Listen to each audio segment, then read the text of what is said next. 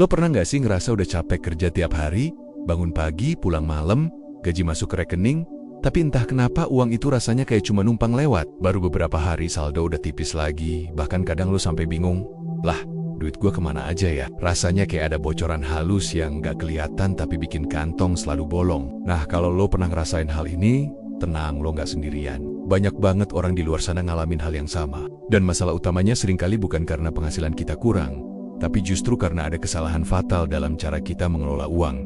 Itu yang pengen gue bahas sekarang. Jadi coba lo dengerin baik-baik, karena obrolan ini bisa jadi alarm penting buat bikin hidup lo lebih tenang secara finansial. Ngomongin soal uang, sebenarnya ini mirip kayak ngomongin kesehatan. Lo tahu kan, penyakit itu biasanya datangnya pelan-pelan, nggak langsung bikin badan lo ambruk. Sama kayak keuangan, masalah uang jarang muncul tiba-tiba.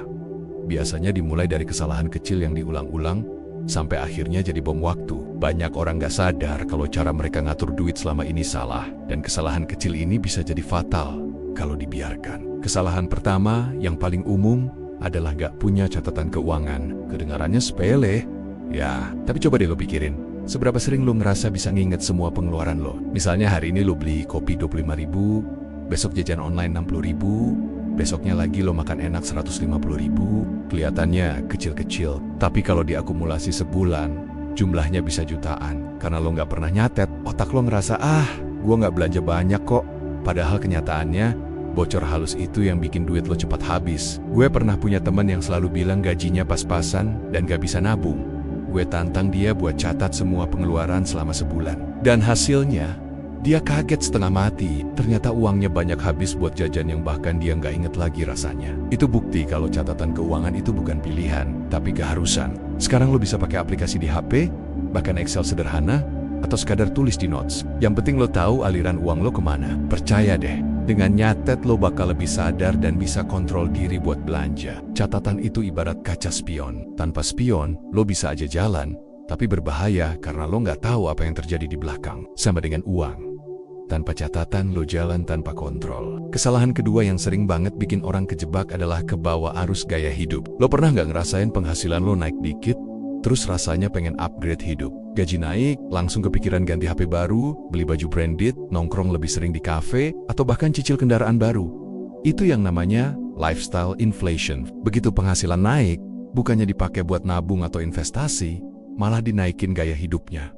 Akhirnya, berapapun gaji lo, tetap aja habis. Gue pernah dengar cerita, ada orang yang gajinya 10 juta per bulan, tapi tetap selalu minus karena gaya hidupnya tinggi banget. Sebaliknya, ada orang lain gajinya cuma 4 juta, tapi bisa nabung tiap bulan. Jadi jelas banget, masalahnya bukan di jumlah penghasilan, tapi di cara lo ngatur gaya hidup. Media sosial juga jadi salah satu pemicu besar. Lo buka Instagram, lihat orang pamer barang baru, jalan-jalan, nongkrong fancy, terus lo jadi ngerasa harus ikutan biar nggak ketinggalan. Padahal, lo nggak tahu kondisi keuangan mereka sebenarnya kayak gimana. Bisa jadi mereka juga ngutang buat gaya-gayaan. Kalau lo kebawa arus kayak gini, lo bakal terjebak dalam lingkaran biar kelihatan keren sekarang, tapi sengsara di kemudian hari. Kesalahan ketiga adalah nggak punya dana darurat. Banyak orang rasa santai, mikirnya kalau ada masalah nanti kan bisa cari pinjaman. Itu mindset yang bahaya banget. Bayangin aja kalau lo tiba-tiba sakit, atau motor lo rusak, atau tiba-tiba kehilangan pekerjaan. Tanpa dana darurat, satu-satunya jalan adalah utang. Dan begitu lo masuk ke dunia utang konsumtif, keluar dari sana itu kayak naik gunung licin. Semakin lo berusaha, semakin susah. Dana darurat ini sebenarnya kayak sabuk pengaman. Lo mungkin nggak pakai tiap hari, tapi kalau kecelakaan, sabuk itu bisa nyelamatin nyawa lo. Dana darurat juga nggak harus langsung gede, mulai aja dari kecil. Misalnya lo sisihin 100.000 tiap minggu, lama-lama numpuk. Dan suatu hari, dana itu bisa jadi penyelamat lo. Idealnya, lo punya dana darurat minimal 3-6 kali pengeluaran bulanan. Tapi jangan stres dulu, mulai aja dari kecil. Yang penting, ada. Kesalahan keempat, yang sering jadi racun dalam keuangan, adalah utang konsumtif. Gue nggak bilang utang itu jelek. Utang bisa jadi alat yang powerful kalau dipakai buat hal produktif, kayak modal usaha atau pendidikan. Tapi banyak orang pakai utang buat hal-hal yang nggak penting. Contohnya, kartu kredit, lo belanja barang yang sebenarnya nggak lo butuhin, terus bilang, gampang, kan bisa dicicil. Tapi masalahnya, cicilan itu ada bunganya. Dan lo akhirnya bayar lebih mahal dari harga aslinya. Gua pernah ketemu orang yang gajinya hampir setengah habis cuma buat bayar cicilan. Bayangin betapa stresnya hidup kayak gitu. Jadi, kalau lo udah terjebak pakai utang buat hal konsumtif, coba berhenti sekarang. Karena makin lama lo nunda, makin berat beban yang harus lo tanggung. Kesalahan kelima adalah nggak punya tujuan finansial yang jelas. Lo pernah nggak jalan tanpa tujuan? Rasanya bingung kan? Sama juga dengan uang. Kalau lo nggak tahu tujuan lo apa, uang itu bakal hilang begitu aja tanpa bekas. Punya tujuan finansial bikin lo lebih fokus. Misalnya lo pengen punya rumah dalam 5 tahun, atau pengen dana pendidikan anak, atau pengen punya tabungan pensiun. Dan gentuan, lo punya alasan kuat buat bilang nggak ke pengeluaran yang nggak penting. Tujuan itu kayak mercusuar, yang ngarahin lo biar nggak nyasar di lautan godaan konsumtif. Kesalahan berikutnya adalah nggak mau investasi. Banyak orang masih berpikir, yang penting nabung aja. Padahal, nabung doang nggak cukup buat ngelawan inflasi. Lo tahu nggak? Harga barang terus naik tiap tahun. Kalau lo cuma nabung, nilai uang lo makin lama makin kecil. Misalnya, 1 juta rupiah hari ini bisa buat belanja banyak hal. Tapi 10 tahun lagi, nilai 1 juta mungkin cuma cukup buat setengahnya. Makanya investasi itu penting. Lo bisa pilih instrumen sesuai kemampuan lo. Bisa mulai dari emas, reksadana, saham, bahkan properti kalau lo punya modal besar. Tapi ingat, investasi butuh ilmu. Jangan asal ikut-ikutan orang. Belajar dulu pelan-pelan, karena investasi itu bukan judi, tapi strategi buat bikin uang lo kerja buat lo. Kesalahan lain yang sering banget kedengeran sepele adalah pola pikir hidup cuma sekali. Nikmatin aja sekarang. Gue ngerti, hidup memang harus dinikmatin. Tapi banyak orang pakai alasan itu buat justify pengeluaran yang nggak penting. Mereka beli barang mahal cuma buat kesenangan sesaat, padahal sebenarnya nggak butuh. Akhirnya, kesenangan kecil hari ini berubah jadi masalah besar di masa depan. Hidup itu soal keseimbangan. Lo boleh nikmatin hidup sekarang, tapi jangan sampai masa depan lo dikorbanin. Gua pernah ketemu orang yang pas muda kerjaannya foya-foya, nggak mikirin masa depan. Tapi begitu masuk umur 40-an, hidupnya penuh penyesalan karena nggak punya tabungan, nggak punya investasi, dan masih harus kerja keras tanpa henti.